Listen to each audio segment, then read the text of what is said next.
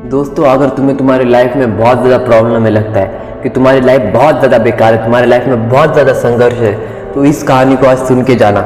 शायद इसके बाद तुम्हें ना लगे कि तुम्हारी लाइफ में बहुत ज़्यादा संघर्ष है, तुम्हारी लाइफ बहुत ज़्यादा बेकार है। ये कहानी है महाभारत के महावीर कर्ण की, जिसको जन्म के साथ ही गंगा में बहा दिया गया था, क्योंकि उनके माता की तब तक शादी नहीं हुई थी और शादी का पहला पुत्र वो नहीं रख सकते थे।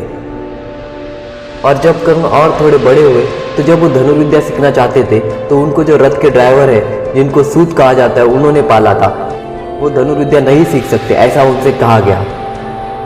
और जब वो थोड़े बड़े हो गए तब उनके भाई शोन जो था, बस उसने वेदों को रट रखा था। उसने एक दिन क्या किया, एक यज्ञ में जाके वेदों को बोल दिया, जिसके वजह से वहाँ के ब्राह्मणों ने उसके गले में पिघला हुआ सोना डाल के उसके गले को प्यूरिफाई करने के लिए कहा गया, जिसकी वजह से कर्ण के सामने ही उसके भाई के गले में गर्म पिघला हुआ सोना डाल के उसका भाई कर्ण के सामने तड़प तड़प के मर गया। लेकिन कर्ण वहाँ पे कुछ ना कर सका, इसलिए कर्ण अभी धनुर्विद्या सीखना चाहता था ताकि वो ताकतवर बन सके इन सारी चीज़ों से लड़ने के लिए। लेकिन कर्ण जब धनुर्विद्या सीखने के लिए गुरु द्रोणाचार्य के पास चला गया तो द्रोणाचार्य ने कहा कि तुम क्षत्रिय नहीं हो, तुम एक सूत पुत्र हो और धनुर्विद्या बस क्षत्रियों के लिए होती है। तो कर्ण वहाँ से भी नाराज होकर फिर गुरु परशुराम के पास चला गया। तो परशुराम जी ने उससे पूछा, क्या तुम एक ब्राह्मण हो?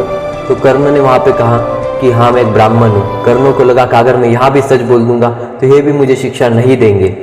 लेकिन जब कर्ण की शिक्षा पूरी हो गई थी धनुर्विद्या की, तब परशुराम जी कर्ण के पैरों पर आराम कर रहे थे। तब एक कीड़ा आकर कर्ण के पैर को बहुत ज़्यादा जोर से काटने लगा। लेकिन परशुराम जी की नींद खराब ना हो इसलिए कर्ण वहाँ से उठा नहीं और वहाँ पे वैसे ही बैठा रहा। लेकिन जब परशुराम जी उठे और देखे कि कर्ण का पूरा पैर खून से भरा हुआ है, तब परशुराम जी को गुस्सा आ गया। परशुराम जी को लगा तुम एक ब्राह्मण नहीं हो, क्योंकि एक ब्राह्मण इतना ज़्यादा दर्द नहीं सह सकता।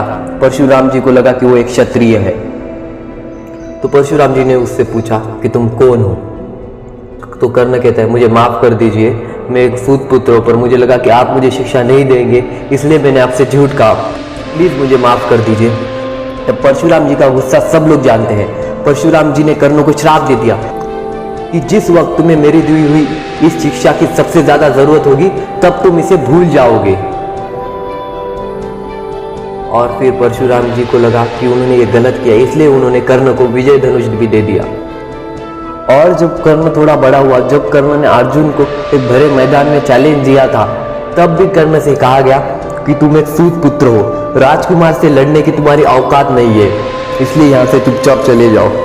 जब वहाँ पे कर्ण का अपमान होकर कर्ण वहाँ से जा रहा था, तब एक ही बंदा था जिसने कर्ण की हेल्प की थी और वो बंदा था दुर्योधन। दुर्योधन ने कर्ण को अंग का राजा बना दिया, जिसके वजह से वो अर्जुन के साथ लड़ाई कर पाए। तो इसलिए कर्ण ने तब से अपनी पूरी लाइफ दुर्योधन को समर्पित कर दी। कर्ण जिस लड़की से प्यार करता था उस लड़की से वो शादी भी नहीं कर पाया। और जब महाभारत का युद्ध होने वाला था, जब कर्ण पांडवों पर बरसने वाला था, तब श्री कृष्ण आके कर्ण को बताते हैं कि सुनो, तुम एक कुंती पुत्र हो, तुम पांडवों के भाई हो। तो कर्ण को लगता है श्री कृष्ण झूठ बोल रहे, लेकिन कर्ण को जब बाद में पता चल जाता है कि श्री कृष्ण सच बोल रहे कि वो पांडवों का भाई है, तो कर्ण सोचता है कि कल मुझे अपने भाइयों पे शस्त्र चलाने होंगे, मैं अपने भाइयों पे हथियार कैसे उठा सकता हूँ, जिनका मैंने सपना देखा था कि लाइफ भर में इनको हराऊंगा। अभी मुझे पता चल रहा है कि ये मेरे भाई है, मैं इनके सामने कैसे लड़ पाऊंगा। तब कर्ण सोचने लगा कि जिनको सोचा था कि मैं मार डालूंगा, अब वो मेरे ही भाई है। ये मेरे साथ क्या हो रहा है, ये मेरे साथ क्यों हो रहा है? मतलब जब कर्ण युद्ध लड़ने वाला था तभी एक दिन पहले आके उससे कहा गया कि ये तुम्हारे भाई है और वे भाइयों को कैसे मारते। और फिर जब कर्ण और अर्जुन का निर्णायक युद्ध होने वाला था, तो उससे एक दिन पहले कुंती माता कर्ण के टेंट के अंदर आती है और कहती है कि बेटा तुम मेरे ही पुत्र हो। जो कर्ण पहले से जो सच कर्ण जानते थे, जो कृष्ण ने कर्ण को बताया था। तो कर्ण ने कहा कि माता, आने में आपने बहुत देर कर दी, फिर भी बताइए आपका क्या काम है।